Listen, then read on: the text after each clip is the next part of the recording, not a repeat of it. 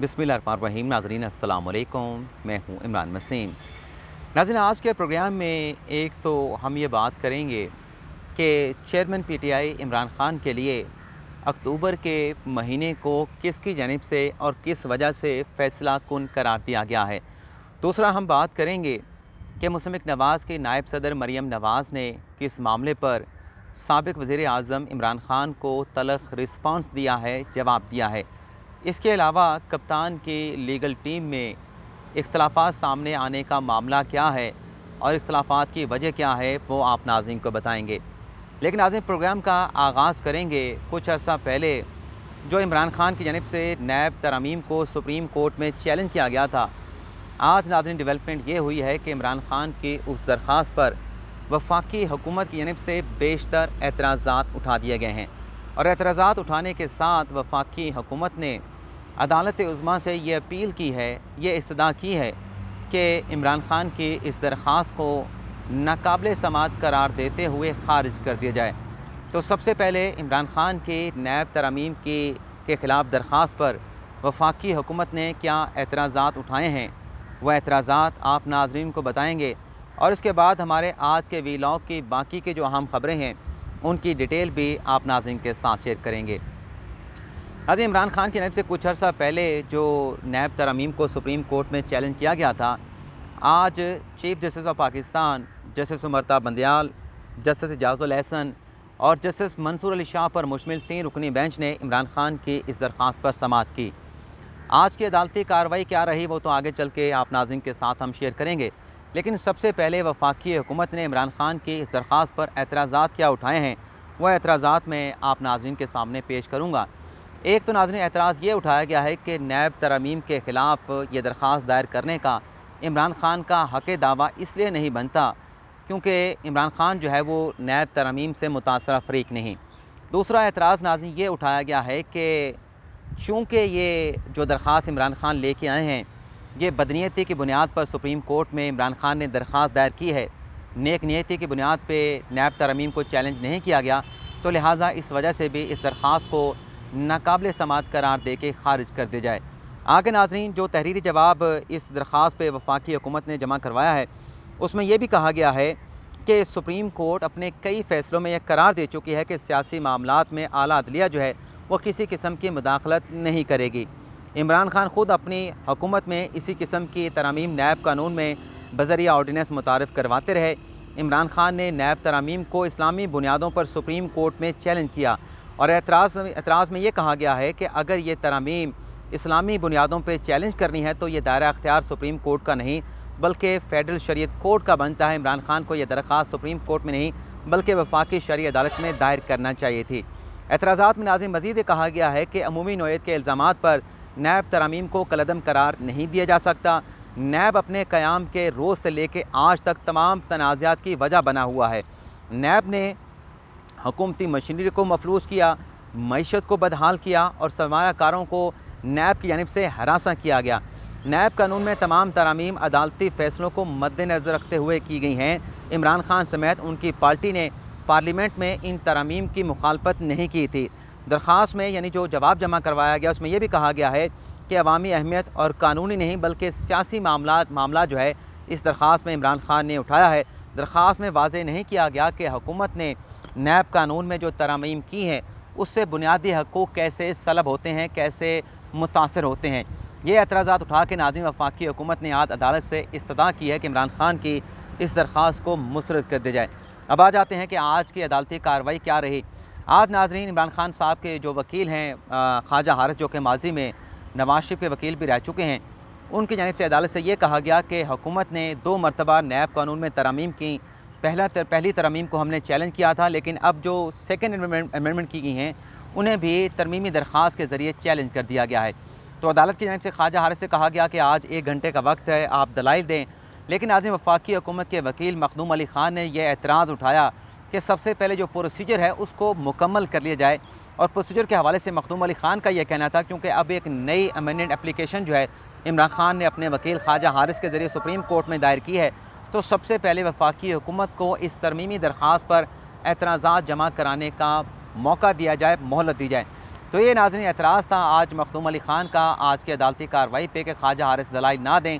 तो अदालत ने इस ऑब्जेक्शन को एक्सेप्ट कर लिया है और जो नई अमेंडेड पटिशन इमरान ख़ान ने दायर की है उस पर मखदूम अली ख़ान वफाकी हुकूमत के वकील को तहरीरी जवाब, तहरीरी एतराज़ात जो है वो जमा कराने की मोहलत 26 सितंबर तक दे दी है। यानी इस केस की जो समाअत है वो 26 सितंबर तक मुलतवी कर दी गई है। अब आ जाते हैं कि कप्तान की लीगल टीम में इख्तलाफात सामने आने का मामला क्या है। कल नाज़रीन इस्लामाबाद हाई कोर्ट में जो इमरान ख़ान के ख़िलाफ़ तौहीन अदालत केस की समाअत हुई, आप नाज़रीन को थोड़ा सा रिमाइंड करवा दें कि कल की समाअत में जो एडवोकेट जनरल इस्लामाबाद हैं जंगीर जदून, उन्होंने इमरान ख़ान के बयानात का तो हवाला दिया, लेकिन साथ में उन्होंने फवाद चौधरी के भी कुछ माजी के बयानात का हवाला दिया और कहा गया कि फवाद चौधरी तो इस्लामाबाद हाई कोर्ट के चीफ जस्टिस से माफ़ी मांगने का मुतालबा कर रहे हैं। कंटेम्प्ट इमरान ख़ान ने की है और माफ़ी जो है वो चीफ जस्टिस को मांगने का कहा जा रहा है। जब नाज़रीन ये मुद्दा एडवोकेट जनरल इस्लामाबाद ने 5 रुकनी बेंच के सामने रखा तो खान साहब के जो वकील हैं हामिद खान साहब, उन्होंने ये दलील अदालत के सामने रखी कि फवाद चौधरी के जो इस किस्म के बयानात हैं उन्हें पार्टी जो है तहरीक-ए-इंसाफ जो है वो ओन नहीं करती बल्कि डिसऑन करती है। उन्होंने नाम भी नहीं लिया था। वैसे आपको ये भी बता दें कि हामिद खान ने फवाद चौधरी का नाम नहीं लिया था, बल्कि उन्होंने कहा था कि ये जिन बयानात का हवाला दे रहे हैं एडवोकेट जनरल इस्लामाबाद, ऐसे बयानात को जिस शख्स ने दिए हैं उन बयानात को पार्टी ओन नहीं करती। और एक ऐसे शख्स से हामिद खान ने कहा कि किसी किस्म की अच्छाई की उम्मीद जो है, तवक्को जो है वो नहीं रखी जा सकती।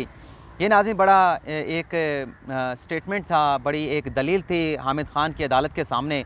और जब उन्होंने ये दलील अदालत के सामने रखी तो 5 रुकनी बेंच के जज साहबान भी हैरान हुए और इमरान ख़ान जो कि असद उमर के साथ कमरे अदालत में मौजूद थे, अपनी नशिस्त पे बैठे थे, उन्होंने भी हामिद खान की इस दलील पे बाकायदा वो मुस्कुराए और कहका भी लगाया। इसके बाद नाज़रीन आपको मालूम है कि 5 रुकनी बेंच की जानिब से इमरान ख़ान को तौहीन अदालत केस में एक नया तहरीरी जवाब जो है वो 7 रोज़ में जमा कराने का मौका दिया गया, वक्त दे दिया गया।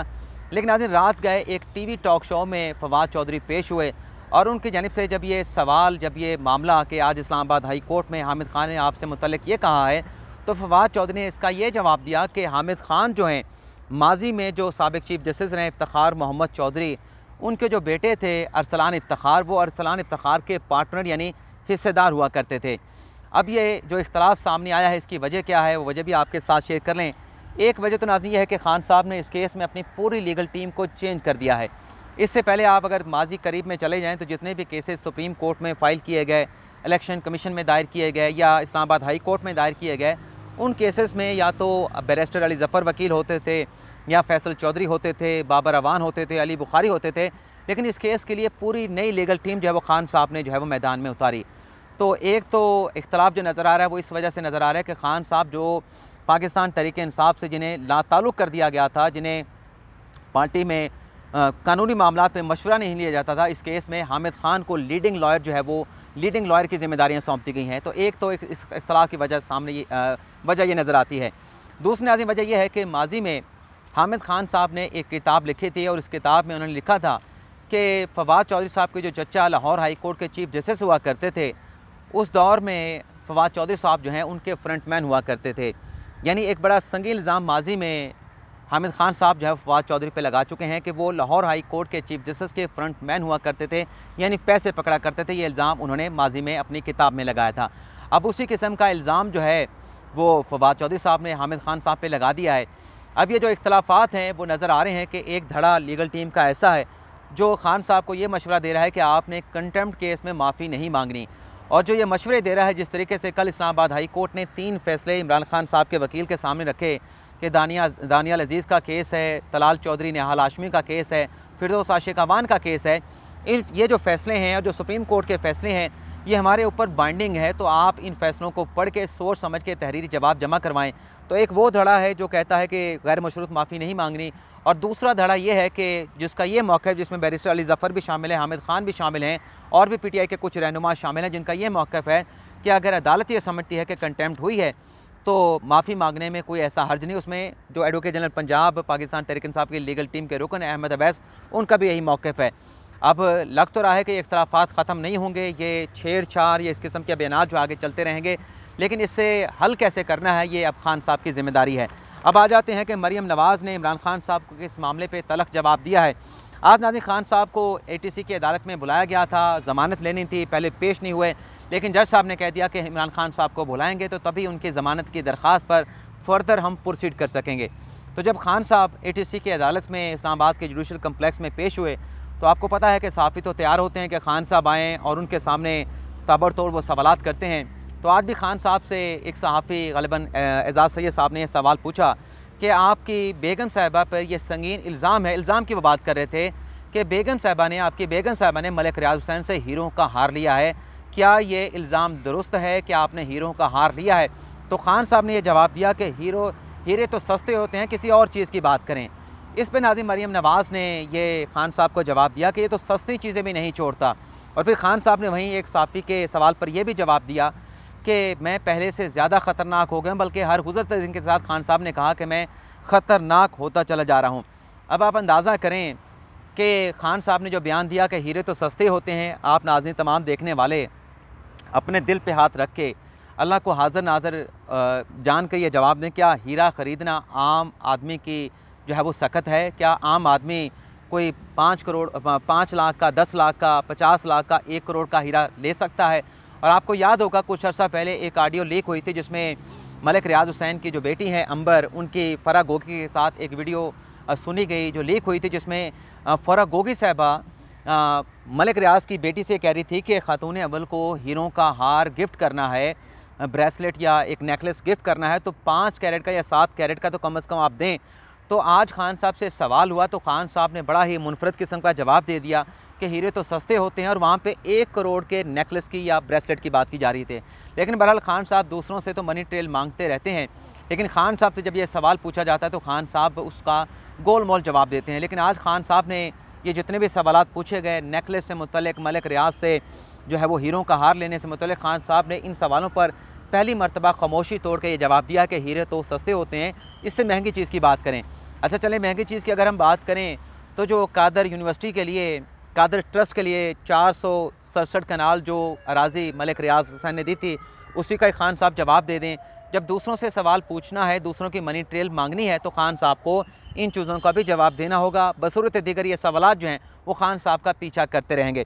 अच्छा, खान साहब ने जो कहा कि मैं हर गुज़रते दिन के साथ जो है वो ख़तरनाक होता जा रहा हूँ, उस पर भी सहाफ़ी ने पूछा कि आप किसके लिए ख़तरनाक हो रहे हैं, किसको आप मैसेज दें, तो इसका भी खान साहब ने कोई जवाब नहीं दिया, बल्कि ये कहा कि सरगोदा में आज मैं स्पीच करूँगा, वहाँ पर जवाब दूँगा कि मैं किसके लिए ख़तरनाक होता चला जा रहा हूँ।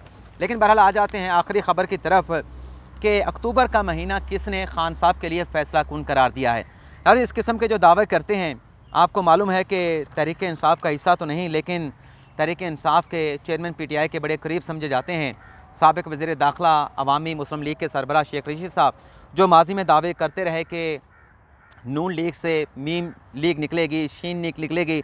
कुछ अर्सा पहले यहाँ वो सुप्रीम कोर्ट में आए थे और वज़ारत उस्मा का इलेक्शन 22 जुलाई को होना था, और वो ग़ालिबन 21 जुलाई को आए थे या 22 को आए थे। तो मैंने उनसे ये सवाल पूछा था कि शेख साहब आज आप लाहौर जा रहे हैं तो क्या काफ लीग से शुजात लीग यानी शीन लीग निकल सकती है?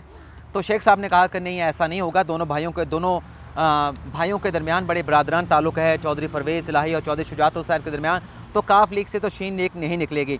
लेकिन बहरहाल आज शेख साहब ने एक नया स्टेटमेंट दिया है, और शेख साहब ने कहा है कि वैसे माजी में तो वो कहते रहे कि अगस्त का महीना फ़ैसला कुन होगा, बड़े बड़े फैसले होंगे, और फिर कुछ अर्सा पहले उन्होंने स्टेटमेंट दिया जब अगस्त का वस्त आ चुका था, मिड अगस्त में शेख साहब ने बयान दिया कि अगले 45 रोज़ जो है बड़े फ़ैसला कुन होंगे। तो आज शेख साहब ने नई पेशन गोई कर दी है कि सितंबर अक्टूबर में बड़े अहम फ़ैसले होने जा रहे हैं, और ये फ़ैसले उन्होंने कहा कि जो सितंबर अक्टूबर में फ़ैसले होंगे उससे सियासी भौचाल मुल्क में आएगा। और ज़ाहिर सी बात है कि जब इस किस्म के बयान दे रहे होते हैं वो वफाकी हुकूमत के ख़िलाफ़ दे रहे होते हैं और इमरान खान के हक़ में दे रहे होते हैं कि मुल्क जो है वो इंतखाबात की तरफ जो है वो सितंबर अक्टूबर में चला जाएगा। तो आज शेख साहब ने कहा कि सितंबर अक्टूबर में सियासी भौचाल आएगा, नई तैनातियाँ होंगी, तनज़लियाँ होंगी, तब्दीलियाँ होंगी, और अहम फ़ैसले भी सितंबर अक्टूबर में होने वाले हैं। अच्छा, ये जो आज का पेशगोई है शेख साहब की, इसमें मैं जुज़वी तौर पे तो उनके साथ इख्तलाफ करूँगा। सियासी तब्दीली तो मुझे नज़र नहीं आ रही कि हुकूमत तब्दील हो जाएगी या इलेक्शन का ऐलान कर दिया जाएगा। अलबत्ता इस बात से मैं शेख साहब से ज़रूर इत्तफ़ाक़ करूँगा कि जो कंटेम्प्ट का केस है खान साहब के ख़िलाफ़ इस्लामाबाद हाई कोर्ट में, जो तोशा खाना का केस है, और उसके अलावा जो ATC में खान साहब के ख़िलाफ़ मुकदमा है दहशतगर्दी का, उनसे मुतल्लिक़ तो सितंबर के महीने में फ़ैसले आ जाएंगे। लेकिन जब वो सियासी तब्दीली की, हुकूमत की तब्दीली की, हम इंतखाबात की इस किस्म की पेशगोइयाँ करते हैं तो ये एक शेख साहब की पेशगोइयाँ रहेंगी। और जब कभी भी सितंबर अक्टूबर में नहीं, अगले साल जाके जब कभी भी इस किस्म की कोई तब्दीली होगी तो शेख साहब दोबारा से वो अलापेंगे कि देखें जी, मैंने तो आप पहले ही कहना शुरू कर दिया था कि ये तब्दीली आ जाएगी, वो तब्दीली आ जाएगी, और देखें मेरी पेशगोई जो है वो सच साबित हुई है। लेकिन बहरहाल आपसे इजाज़त चाहते हैं। अल्लाह ताला हम सब का हामी नासिर हो। अपनी दुआओं में याद रखिएगा। अल्लाह हाफ़िज़।